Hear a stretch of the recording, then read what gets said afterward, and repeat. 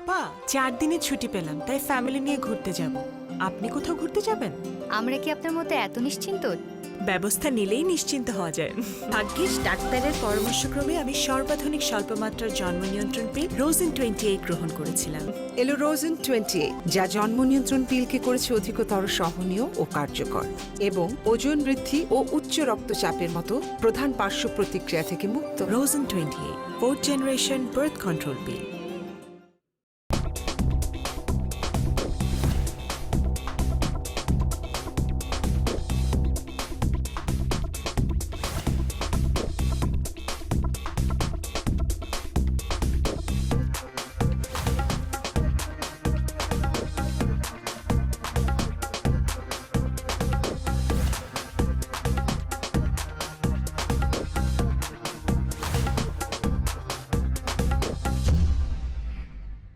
সুপ্রিয় দর্শক, সাদর আমন্ত্রণ জানাচ্ছি চিকিৎসা ও স্বাস্থ্য বিষয়ক নিয়মিত অনুষ্ঠান আপনার সুস্বাস্থ্যের আজকের পর্বে। আমাদের আজকের বিষয় চোখের ছানি এবং আধুনিক চিকিৎসা। হ্যাঁ দর্শক, এই বিষয়ে আলোচনা এবং চিকিৎসা বিষয়ক পরামর্শ দেওয়ার জন্য আমাদের সাথে আছেন বাংলাদেশ আই হসপিটালের ফ্যাকো সার্জন এবং গ্লুকোমা বিশেষজ্ঞ professor M Nazrul Islam. Sir, আপনাকে স্বাগত জানাচ্ছি আমাদের স্টুডিও। ধন্যবাদ ডক্টর। প্রথমে যে বিষয়টি স্যার আপনার কাছে আমার জানার, সেটা হলো যে আমরা বলেছি যে ক্যাটারেক্ট বা চোখের ছানি পড়া, এটা আসলে কি বা আমরা কি করেই বুঝি যে ক্যাটারেক্ট পড়েছে? আপনি জানেন যে বাংলাদেশে ব্লাইন্ডনেসের বা অন্ধত্বের প্রধান কারণ কিন্তু ক্যাটারেক্ট বা বাংলায় বলি চোখের ছানি, অনেকে বলেন চোখের পর্দা। তো আমি একটি উদাহরণ দিই। ক্যামেরা যদি আপনি মনে করেন, ক্যামেরার মধ্যে আমরা জানি যে একটা চিপস থাকে যেখানে রেকর্ড হয়, সেটা আমরা দেখি, মানে পরে দেখতে পারি। তো চোখের ভেতরে একটা লেন্স থাকে, ক্যামেরা লেন্সের মতো চোখে একটা লেন্স থাকে, যে লেন্সের মাধ্যমে আমরা আপনাকে দেখছি, সেটা ফোকাস হয়ে রেটিনাতে পড়ছে এবং আমরা ব্রেনের সাহায্যে দেখতে পাচ্ছি। এই যে লেন্সটা বললাম, এই লেন্সটা যদি কোনো কারণে ক্লাউডি হয়ে যায়, ঘোলা হয়ে যায়, তাহলে আমরা বলি চোখের ছানি, স্যার যে কোনো কারণেই হোক না। মানে স্যার আসলে যে চোখের ছানি বা ক্যাটারেক্ট, জি, মানে রোগী কি করে বুঝতে পারবে যে তার ছানি পড়েছে? খুব সবচেয়ে বড় ইম্পর্ট্যান্ট হলো চোখে দেখাটা কমে যাবে, ব্লারি হয়ে যাবে, ক্লাউডি হয়ে যাবে। আপনি যেভাবে পরিষ্কার একটা জিনিস দেখতে পারতেন, এখন দেখবেন সেটা ভালো দেখতে পাচ্ছেন না। আস্তে আস্তে প্রোগ্রেসিভলি তার দেখাটা কমে যাচ্ছে, অস্বচ্ছ হয়ে যাচ্ছে। এটাই সাধারণত হয়ে থাকে। এই ধরনের ক্যাটারাক্ট হলো সেনাইল ক্যাটারাক্ট, যেটা 90% অব দি ক্যাটারাক্ট হলো সেনাইল ক্যাটারাক্ট, যেটা বয়সের কারণে, বয়স 50-60 বছর হয়ে গেলে তারপরেই কিন্তু চোখের লেন্স আস্তে আস্তে ঘোলা হতে থাকে। এই যে ফিজিওলজিক্যাল চেঞ্জ, এটা কিন্তু স্বাভাবিক। প্রত্যেকটা মানুষের যেমন চুল পাকবে, দাড়ি পাকবে, এই যে একটা স্বাভাবিক প্রক্রিয়া, এই স্বাভাবিক প্রক্রিয়ার মাধ্যমে কিন্তু চোখের ছানিটা পড়তে পারে বা লেন্সটা ঘোলা হতে পারে। এইটাকে আমরা বলছি সেনাইল ক্যাটারাক্ট বা বয়সজনিত ছানি। কিন্তু অবশ্যই আরও অনেক রকমের ছানি আছে। যেমন ধরুন, একজনের চোখে প্রদাহ হলো, ইউভিআইটিস হলো, তার চোখে ছানি পড়তে পারে, লেন্সটা ঘোলা হতে পারে, সেটাকে আমরা বলছি কমপ্লিকেটেড ক্যাটারাক্ট। একটা শিশু, তার চোখে অ্যালার্জি হয়েছে, সে অনেক দিন ধরে স্টেরয়েড জাতীয় ওষুধ ব্যবহার করছে চোখে, হয়তো উনি কন্টিনিউ করেই যাচ্ছেন, দেখা গেলো একসময় উনি চোখে ঘোলা দেখছে, বাচ্চাটা কী হলো, চোখে ছানি হয়েছে। তো এটাকে আমরা বলছি যে ড্রাগ ইনডিউসড ক্যাটারাক্ট। আমরা জানি অনেকে ডায়াবেটিস হলে ছানিটা দ্রুত হয় এবং বিভিন্ন গবেষণায় আমরা দেখেছি যে সাধারণ রোগীদের তুলনায় ডায়াবেটিক রোগীদের 6 গুণ বেশি ছানি পড়ে। এরপরেও আমরা ট্রমা যদি মনে করেন, একটা বাচ্চা শিশু খেলা করছে, তার চোখে আঘাত পেলো, কি একটা যে কোনো বয়সের একজন মানুষ রোড ট্র্যাপ অ্যাক্সিডেন্ট করলো, তার চোখে আঘাত পেলো, আঘাতজনিত কিন্তু ছানি খুব দ্রুত পড়ে যেতে পারে, সেখানে ধীরে ধীরে না, দ্রুত পড়তে পারে। স্যার, এক্ষেত্রে বংশগত যেমন জেনেটিক্যাল কোনো আছে, সংস্পর্শ আছে সেটা কিনা? কিরকম, যে মনে করেন আমরা বলেছি 60 বছর বয়সের পরেই তো ছানি হওয়ার কথা, কিন্তু একজন আমরা পেলাম 40 বছর বয়সে ছানি পড়েছে। হিস্ট্রি নিয়ে দেখলাম যে তার বাবারও দাদারও কিন্তু অল্প বয়সে ছানি পড়তো। এগুলো হলো বয়সজনিত জেনেটিক্যাল ডিসঅর্ডার। সেটা আছে, কিছু অংশ আছে, সবার না, কিছু অংশ আছে যাদের বাবা মায়ের যদি এরকম অল্প বয়সে ছানি পড়ে, ভবিষ্যৎ জেনারেশনের কিন্তু অল্প বয়সে ছানি পড়তে পারে। এই ক্ষেত্রে স্যার, আপনার রোগীরা আপনার কাছে আসার পরে কোন স্টেজে গিয়ে আপনারা অপারেশন করেন? আপনার কি রোগ ধরা পড়ার সাথে সাথে অপারেশন করেন নাকি? না, তা করি না। অ্যাকচুয়ালি রোগীরাই নিজেরা যখন দেখেন কম দেখছে, চলে আসেন আমাদের কাছে, আমরা দেখি তার গ্রেডিংটা কীরকম আছে, এটা কি অল্প আছে ছানি নাকি বেশি আছে। যদি দেখি উনি চশমা রিফ্র্যাকশন করে, যদি চশমা দিয়ে উনি ভালো দেখতে পাচ্ছেন, তার যে স্বাভাবিক যে কাজ উনি করতে পাচ্ছেন, ততদিন পর্যন্ত চশমা দিয়েই চলতে হবে। আর যখন দেখি করতে পারছেন না, তখনই অপারেশন করতে হবে। একটা ভ্রান্ত ধারণা আমাদের এখন আছে কিন্তু যে চোখের ছানি পাকতে হবে তারপরে অপারেশন, সেটা ছিল আজকে থেকে 20 বছর আগে ছিল। কিন্তু এখন আমাদের এত আধুনিক অপারেশন হয় যে ওই পর্যায়ে যাওয়ার কোনো প্রয়োজন নাই। একজন ব্যক্তি যখন ভালো দেখছেন না তখনই অপারেশন করে ফেলতে হবে। স্যার এই অপারেশন ছাড়া কি আর কোনো চিকিৎসা আছে কিনা? কারণ অনেকেরই একটা ধারণা আছে যে ড্রপ দিলে বা কোনো ওষুধপত্রের মাধ্যমে এটা কি স্যার আসলে কতটুকু সঠিক? সত্যি কথা বলতে গেলে কোনো সঠিক চিকিৎসা যদি করেন তাহলে অপারেশন ছাড়া কিছু নাই। তবে বিভিন্ন গবেষণায় দেখা হয়েছে যে ভিটামিন ই জাতীয় ওষুধ বা অ্যান্টিঅক্সিডেন্ট জাতীয় ওষুধ যদি আপনি ড্রপ ফর্মে বা ক্যাপসুল ফর্মে দেন তাহলে ক্যাটারাক্টটা একটু ধীরে ধীরে পড়ে।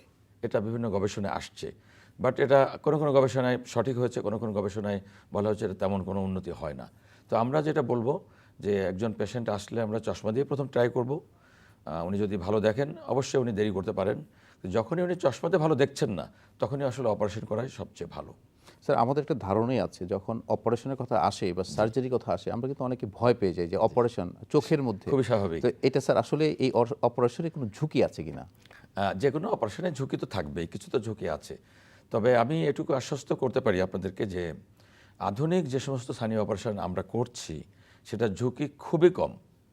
আগে যেমন বলা হতো যে 100 জনের মধ্যে 20 জন ভালো হয়, 80 জন ভালো হয়, 20 জন ভালো হয় না। এখন আমরা বলি 100 জনের মধ্যে 99.9% ভালো হয়। আমরা ড্রপ দিয়ে অপারেশনে করছি 10 থেকে 15 মিনিট সময় লাগে এবং উনি একটা ছোট্ট ছিদ্র করে আমরা ফেকো সার্জারির মাধ্যমে অপারেশনটা করি এবং অপারেশন শেষে উনি কিন্তু খালি চোখেই চলে যাচ্ছেন। এবার 5 মিনিট পরে উনি 1 কাপ চা খেয়ে বাড়ি চলে যাচ্ছেন। এই যে উন্নতিটা হয়েছে এই জন্যে আসলে ঝুঁকিটা অনেক কমে গেছে। চোখের ছানির অপারেশন বা সার্জারির কথা বলি স্যার, আপনারা সাধারণত কয় ধরনের সার্জারি বা কি কি সার্জারি করে থাকেন? অনেক ধন্যবাদ, এটা একটা সুন্দর প্রশ্ন। আমি বলবো এটা আমাদের ডিপেন্ড করে শহর এবং গ্রাম এবং ডিস্ট্রিক্ট শহরের উপরে। যেমন ধরুন ঢাকাতে আমরা যেটা করছি এখানে আমাদের ওয়ার্ল্ডের সর্বাধুনিক চিকিৎসা লেজার ক্যাটারাক্ট সার্জারি সেটা আমরা করছি। ফেকো সার্জারি হাইয়েস্ট ইকুইপমেন্ট যেটা আছে, হাইয়েস্ট মাইক্রোস্কোপ সেটা আমরা ব্যবহার করছি এখানে। মানে দুনিয়াতে এর থেকে বেশি ডেভেলপমেন্ট কিছু হয় না যেটা আমরা করছি। কিন্তু এই সুযোগ তো সব জায়গায় নেই। একটি গ্রামের কথা যদি বলি, ডিস্ট্রিক্টের কথা বলি, তাহলে তাদের সেই সুযোগটা নেই। তারা কি করছেন?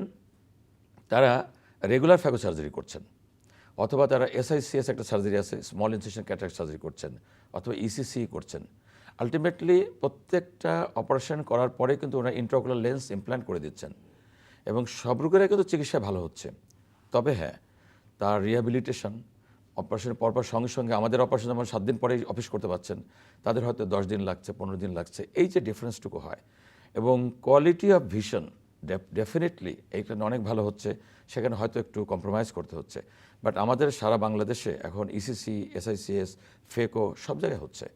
তো এই যে কয়েকটা আপনি যেটা প্রশ্ন করলেন, ECC এক ধরনের অপারেশন, SICS একটা অপারেশন, ফেকো সার্জারি একটা অপারেশন, লেজার ক্যাটারাক্ট সার্জারি একটা অপারেশন। স্যার আপনি একটু আগে বলেছেন যে আপনারা ওয়ার্ল্ডের যে অত্যাধুনিক যে চিকিৎসা যেটা সারা বিশ্বে চলছে যে লেজার ক্যাটারাক্ট সার্জারি, আসলে স্যার লেজার ক্যাটারাক্ট সার্জারিটা আসলে কি স্যার? যে আমরা যখন ফেকো সার্জারি করি কি করি, আমরা চোখ তো আপনি যা ছোট্ট একটা চোখ, এর ছোট পাশে 2 মিলিমিটার একটা ছিদ্র করি, করে চোখের ভেতরে গিয়ে চোখের যে নিউক্লিয়াস বা লেন্স যেটা ঘোলা হয়েছে ওই লেন্সটাকে আমরা টুকরো টুকরো করি, কয়েকটা ভাগ করি। প্রথমে ওটা গোল করে কাটি, তারপরে 8 ভাগ 16 ভাগ করি, তারপর ফেকো মেশিনের সাহায্যে ওটাকে এমালসিফাই করে বের করে আনি। পরে একটা ফোল্ডেবল লেন্স যেটা ওই 6 মিলিমিটার একটা লেন্স, কিন্তু 2 মিলিমিটার মধ্যে ফোল্ড করে আমরা চোখের ভিতরে ইমপ্ল্যান্ট করি এবং জায়গায় বসে যায়। এটা হলো ফেকো সার্জারি। আপনি যেটা বললেন লেজার, তাহলে কি? লেজার হলো এই যে স্টেপগুলো আমি বললাম ফেকো সার্জারি, যে প্রথমে একটা ইনসিশন দিব, তারপর চোখের ভিতরে গোল করে 5 মিলিমিটার একটা কাটবো, ক্যাপসুলার এক্সিস করব, তারপরে আমরা 8 ভাগ বা 16 ভাগ করব, যে সানিটাকে ভাগ করব, তারপরে তো বের করে আনবো। এই যে প্রথম যে কাজগুলো করলাম, ইনসিশন, গোল করে কাটা, 16 ভাগ করা, পুরো লেজার করে দিচ্ছে। এখন একজন হিউম্যান বিইং হিসেবে ছোট্ট চোখের মধ্যে আমি ভেতরে গোল করে কাটাটা কখনোই লেজারের মতো নিখুঁত হবে না। সুতরাং আপনি যদি বলেন লেজারের কাজ কি, নিখুঁতভাবে ইনসিশন দেওয়া, নিখুঁতভাবে গোল করে কাটা, নিখুঁতভাবে ওই 16 ভাগ করা, বাকি কাজটা আবার ফেকো সার্জারির মতো আমরা ফেকো মেশিনের সাহায্যে ইমালসিফাই করে ওয়াশ করছি, পরিষ্কার করছি, ইমপ্ল্যান্ট করে দিচ্ছি লেন্সটা। সুতরাং লেজার সার্জারি হলো ওই পার্টটা যে পার্টগুলো আমরা লেজারের সাহায্য করতে পারছি, এটাই হলো লেজার ফেকো। আপা 4 দিনের ছুটি পেলাম, তাই ফ্যামিলি নিয়ে ঘুরতে যাব। আপনি কোথাও ঘুরতে যাবেন? আমরা কি আপনার মতো এত নিশ্চিন্ত? ব্যবস্থা নিলেই নিশ্চিন্ত হওয়া যায়। ভাগ্যিস ডাক্তারের পরামর্শক্রমে আমি সর্বাধুনিক স্বল্পমাত্রার জন্ম নিয়ন্ত্রণ পিল রোজিন 28 গ্রহণ করেছিলাম। এলো রোজেন 28, যা জন্ম নিয়ন্ত্রণ পিলকে করেছে অধিকতর সহনীয় ও কার্যকর এবং ওজন বৃদ্ধি ও উচ্চ রক্তচাপের মতো প্রধান পার্শ্ব প্রতিক্রিয়া থেকে মুক্ত। রোজিন 28 4th জেনারেশন বার্থ কন্ট্রোল পিল। স্যার সাধারণত স্যার লেন্স কয় ধরনের বা কি কি লেন্স আপনি ইমপ্ল্যান্ট করেন? হ্যাঁ, আমরা সাধারণত ইমপ্ল্যান্ট যেগুলো বলা হয় foldable implant, hydrophobic foldable implant, কিন্তু যেগুলো এসআইসিএস আমরা বলছিলাম যে এসআইসিএস যে অপারেশনটা করা হয় সেখানে চোখের পাশে 6-7 মিলিমিটার একটা টানেল করা হয়।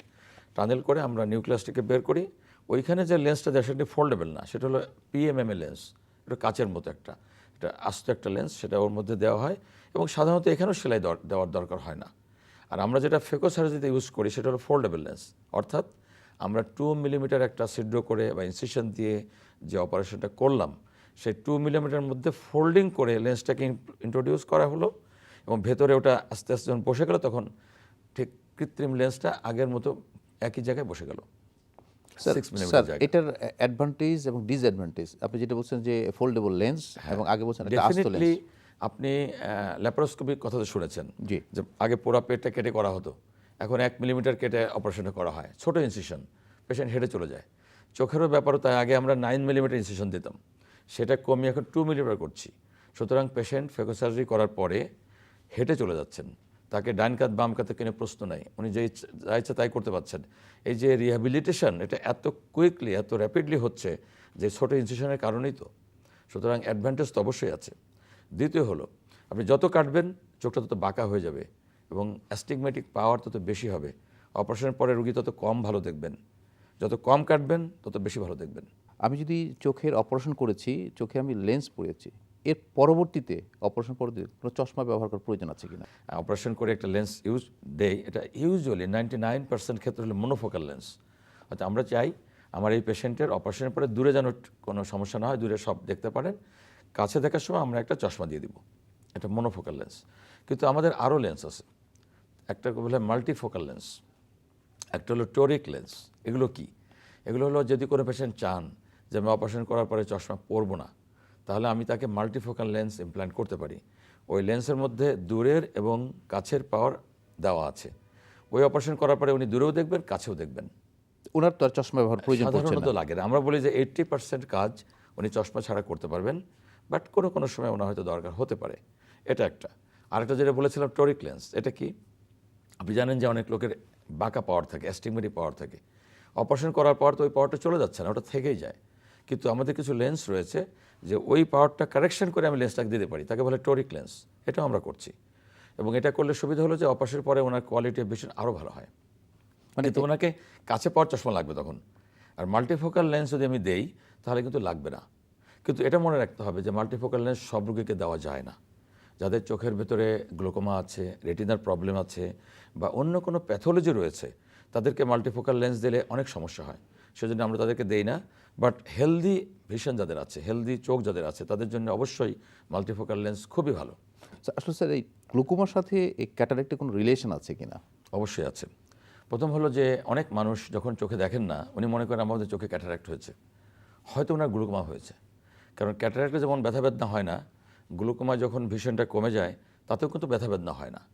সুতরাং এই যে একটা জিনিস যে পেশেন্ট ডাক্তারের কাছে না আসা পর্যন্ত উনি জানতে পারছেন না ওনার ছানি হয়েছে না গ্লুকোমা হয়েছে।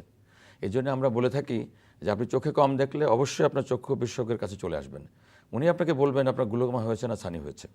কারণ গ্লুকোমা এমন একটি অসুখ যে রোগে সাধারণত কোনো উপসর্গ থাকে না, পেশেন্ট বুঝতে পারে না, অথচ দেখা কমে যায়। এবং গ্লুকোমা রোগীকে দেখাটা সামনের দিকে যতটা না কমে, সাইড ভিশনটা কমে যায়, সুতরাং উনি বুঝতে পারেন না। তো গ্লুকোমার সাথে রিলেশনটা হলো এই যে ওটাতেও দেখা কমে যায়, এটাতেও দেখা কমে যায়। আর একটা হলো চোখের ছানি যদি চিকিৎসা সঠিকভাবে করা না হয়, ছানি যদি ম্যাচিউর হয়ে যায়, তাহলে ছানিজনিত গ্লুকোমা হতে পারে এবং গ্লুকোমা হয়ে আলটিমেটলি চোখটা ব্লাইন্ড হয়ে যেতে পারে। স্যার আপনি কিন্তু একটা কথা বলেছেন খুব স্পষ্টতই যে গ্লুকোমা হলো সাইলেন্ট ডিজিজ, মানে এর কোনো Exactly. উপসর্গ থাকে না। জি। তো সেক্ষেত্রে স্যার আমরা কি করে বুঝবো যে আমাদের গ্লুকোমা হয়েছে কি হয়নি? সেটা তো একমাত্র চক্ষু বিশেষজ্ঞ ছাড়া তো এটা আমি মনে করি এটাই তাই যে গ্লুকোমা দুই ধরনের। একটা গ্লুকোমা আছে অ্যাঙ্গেল ক্লোজার গ্লুকোমা, যেখানে অনেক সময় উপসর্গ থাকে, চোখ লাল হয়ে যায়, ব্যথা হয়, কম দেখেন, তখন ডাক্তারকে চলে আসেন পেশেন্ট। কিন্তু একটা গ্লুকোমা আছে ওপেন অ্যাঙ্গেল গ্লুকোমা, সেই গ্লুকোমায় কোনো উপসর্গ থাকে না। সেক্ষেত্রে ওই গ্লুকোমা হয় হলো 40 বছর বয়সের পরে। তো আমাদের সাজেশন হলো 40 বছর পরে যখন একজন মানুষ, একজন পেশেন্ট চিকিৎসকের কাছে আসেন তার চশমার জন্যে বা কাছে দেখার জন্যে, তখন তাকে জিজ্ঞেস করবেন যে আমার গ্লুকোমা আছে কিনা, এটা রুগীরা বলবেন। আর আমাদের দায়িত্ব হলো তার গ্লুকোমা আছে কিনা দেখে দেওয়া। তার মানে আপনি এই দুইভাবেই আসলে বোঝা সম্ভব তার গ্লুকোমা হয়েছে তার কিনা। মানে স্যার আপনি দুটো কথা বললেন, জি। একটা যে রোগী তার চক্ষু বিশেষজ্ঞকে বলবেন যে আমার গ্লুকোমা আছে দেখে নিয়ে, দেখে নেওয়া আর চক্ষু বিশেষজ্ঞের দায়িত্ব হলো রোগী না বললেও তার গ্লুকোমাটা দেখে নেওয়া। অবশ্যই, তাকে এক্সক্লুড করা যে তার গ্লুকোমা হয়নি। এইভাবেই কিন্তু আমরা বাংলাদেশ গ্লুকোমা সোসাইটির পক্ষ থেকে আমরা অনেক সময় এগুলো বলি, প্রচার করি যে আপনারা রোগীদেরকে বলি যে আপনি যখনই ডাক্তারের কাছে যাবেন আপনারা বলবেন আপনার গ্লুকোমা আছে কিনা। তো উনি যদি দেখে নাও থাকেন তখন দেখে দেবেন, ওনার প্রেশারটা দেখে দিবেন, ওনার চোখের ভেতরে নার্ভে কোনো ড্যামেজ হয়েছে কিনা দেখে দিবেন। প্রয়োজন হলে ওনার যদি গ্লুকোমা কনফার্মেশন দরকার হয়, ওনার অন্য অন্য যে পরীক্ষা, visual field analysis, OCT, colour ফান্ডাস photography, এগুলো করবেন, করে ওনার শিওর হয়ে যাবেন ওর গ্লুকোমা আছে কিনা। এবং গ্লুকোমার অ্যাওয়ারনেস হলো সবচেয়ে ইম্পর্ট্যান্ট, কারণ আমরা জানি যে গ্লুকোমা হলো ইরিভার্সিবল ব্লাইন্ডনেস করে। সেক্ষেত্রে এটা যদি ডায়াগনোসিসটা আর্লি স্টেজে হয়, ফর এক্সাম্পল একজন পেশেন্ট আমার কাছে আসলেন 30% ড্যামেজ দিয়ে, তার ডায়াগনোসিস হলো, বাকি 70% ভিশন তার সারা জীবন ভালো থাকবে। কিন্তু উনি যদি আমার কাছে 90% ড্যামেজ নিয়ে আসেন, তাহলে তার চিকিৎসার পরে 10% ভালো থাকবে, ওই 90% কখনোই রিভার্স হবে না। সুতরাং আমরা সবসময় বলি যে early diagnosis of glaucoma is the prevention of glaucoma. যে সেকেন্ডারি ক্যাটারাক্ট আসলে আমরা বলতে কি বুঝি? সেকেন্ডারি ক্যাটারাক্ট যে ক্যাটারাক্টগুলো কজ আছে, যেটা একটা আমরা বলেছি বয়সজনিত ক্যাটারাক্ট, এটা প্রাইমারি বেসিক্যালি বয়সজনিত, বা আমরা বলবো সেনাইল ক্যাটারাক্ট। কিন্তু যেটা আমরা বলেছিলাম একটু আগে বলেছি আমরা যে কোনো কারণে একটা ট্রমা হলো বা কোনো ইনফেকশন হলো বা কোনো একটা ওষুধের কারণে, যেটা আমি বলেছি যে স্টেরয়েড জাতীয় ওষুধ, এ ধরনের যদি হয়, বা ডায়াবেটিস বা কোনো অন্য কোনো ডিজিজে যদি ক্যাটারাক্ট হয়, সেটাকে বলছি আমরা সেকেন্ডারি ক্যাটারাক্ট। আমরা অনেকেই স্যার এই ক্যাটারাক্ট নিয়ে সচেতন নই স্যার। জি। ক্যাটারাক্ট হয়েছে এটা জানা সত্ত্বেও আমি চিকিৎসা করলাম না, সেক্ষেত্রে আমার কি কমপ্লিকেশন হতে পারে? প্রথম হলো যে উনি দেখবেন না, উনি আজকে অল্প দেখছেন, কালকে আরও কম দেখবেন, এরপরে দেখবেন যে উনি আলো দেখছেন, মানে হাত দেখছেন, তারপর উনি আলো দেখবেন আর কিছু দেখবেন না। তো কি হয় আসলে, যখন সানিটা ম্যাচিউর হয়ে যায় তখন যে জিনিসটা হয়, ওনার চোখের লেন্স নড়ে যায় বা লেন্সটা বেশি পেকে যাওয়ার কারণে ওর থেকে একটা মিল্কি সাবস্টেন্স বের হয়ে যায়, এবং এই দুটো কারণেই চোখের প্রেশার অনেক বেশি হয়ে যায়, এবং সেই প্রেশার হয়ে তার নার্ভ ড্যামেজ হয়, চোখের ভেতরে যে অপটিক নার্ভ। এই যে গ্লুকোমা, এই রোগটার মধ্যে গ্লুকোমা, এই যে গ্লুকোমাটা হলো, এটা হলো সেকেন্ডারি গ্লুকোমা, এবং এটার নাম হলো সানিজনিত গ্লুকোমা। অর্থাৎ সানি উনি অপারেশন করেন নাই, সেজন্য ওনার গ্লুকোমা হয়ে গেছে, এবং গ্লুকোমা হয়ে যে ব্লাইন্ড হয়ে গেলেন, আলটিমেটলি সানি থেকে গ্লুকোমা উনি ব্লাইন্ড হয়ে যাবেন। এটাই কিন্তু আমরা জানলাম যে ক্যাটারাক্টের অপারেশনটা খুব জরুরি, না করলে এর পরিণতি অন্ধত্ব। তো সেক্ষেত্রে স্যার এই অপারেশনের জন্য স্যার কীরকম খরচ কেমন হয় স্যার? অনেকেই জানতে চায় যে কেমন খরচ হয় বা করতে পারবে কিনা। আমি আপনাকে আশ্বস্ত করতে চাই যে বাংলাদেশে সরকারিভাবে ক্যাটারাক্ট সার্জারির জন্য কিন্তু সমস্ত সরকারি হাসপাতালে বিনামূল্যে হয়, সমস্ত সরকারি হাসপাতালে। বিদেশে যে সমস্ত অপারেশন অনেক কস্টলি, যেমন লেজার ক্যাটারাক্ট সার্জারি অনেক কস্টলি, হাজার হাজার ডলার দরকার হয়, সেই অপারেশন আমরা অনেক কম টাকায় বাংলাদেশে এই সার্ভিসটা দিতে পারছি। লেজার ক্যাটারাক্ট সার্জারি করতে আপনি সিঙ্গাপুরে গেলে আপনার বাংলাদেশের টাকা 20 লক্ষ টাকা লাগবে, কিন্তু বাংলাদেশে হয়তো আমরা 1 লক্ষ বা 1.5 লক্ষ টাকায় করে দিতে পারছি। এই যে জিনিসটা, সার্ভিসটা অ্যাভেলেবেল আছে আমাদের দেশে। যারা বিদেশে যেতে চান তাদের জন্য আর বিদেশে যাওয়ার প্রয়োজন আছে বলে আমি মনে করি না। আমি মনে করি সর্বাধুনিক চিকিৎসা আমাদের এখানে আছে, এবং আমরা সেটা খুব ভালোভাবে দিতে পারছি। আওয়ার পেশেন্টস আর very happy. Professor Imroz Islam, ধন্যবাদ আপনাকে। প্রিয় দর্শক, চোখ আপনার অমূল্য সম্পদ, এই চোখের যত্ন নিন। দর্শক, যিনি দৃষ্টিহীন তিনিই বুঝেন চোখের মূল্য, তাই আর যাতে দৃষ্টি হারাতে না হয় সেজন্য আপনার চোখে ক্যাটারাক্ট হয়েছে কিনা জেনে নিন। ক্যাটারাক্ট হলে দ্রুত অপারেশন করে নিন। দর্শক, ভালো থাকুন, সুস্থ থাকুন, এ কামনায় আজ এখানে শেষ করছি। দেখা হবে সামনের অনুষ্ঠানে।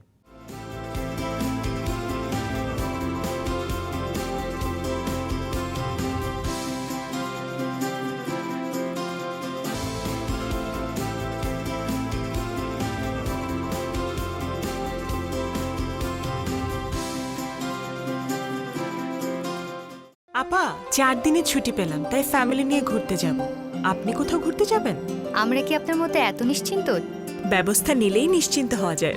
ভাগ্যিস ডাক্তারের পরামর্শক্রমে আমি সর্বাধুনিক স্বল্পমাত্রার জন্ম নিয়ন্ত্রণ পিল রোজিন 28 গ্রহণ করেছিলাম। এলো রোজেন 28, যা জন্ম নিয়ন্ত্রণ পিলকে করেছে অধিকতর সহনীয় ও কার্যকর এবং ওজন বৃদ্ধি ও উচ্চ রক্তচাপের মতো প্রধান পার্শ্ব প্রতিক্রিয়া থেকে মুক্ত। রোজিন 28 4th জেনারেশন বার্থ কন্ট্রোল পিল।